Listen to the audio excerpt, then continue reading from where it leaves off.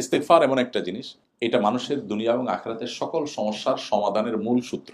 অনেক ভাই ব্রাদার, অনেক বোনেরা আমাদের কাছে জানতে চান যে ভাই খুব বিপদে পড়ে গেলে কি করব, কোন দোয়া পড়ব।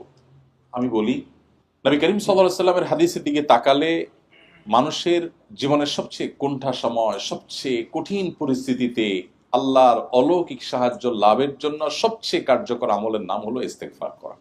নবী করিম সাল্লাল্লাহু আলাইহি ওয়াসাল্লামের পরিষ্কার হাদিস রয়েছে, মান লাজিমাল ইস্তেগফার, যে ব্যক্তি ইস্তেগফারকে আঁকড়ে ধরে, আঁকড়ে ধরা মানে সারাক্ষণ পড়তে থাকে, এটা ছাড়ে না, জাআলাল্লাহু মিন কুল্লি হাম্মিন ফারাজা।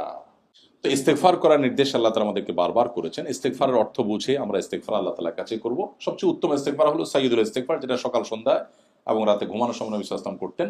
আর এছাড়া যে কোনো ইস্তেগফার করতে পারি আমরা। সবচেয়ে ছোট ইস্তেগফার হলো আস্তাগফিরুল্লাহ ওয়া আতুবু ইলাইহি। আস্তাগফিরুল্লাহ, আল্লাহ আপনার কাছে আমি ক্ষমা চাই, আমি আল্লাহর কাছে ক্ষমা চাই এবং তার দিকে ধাবিত হই।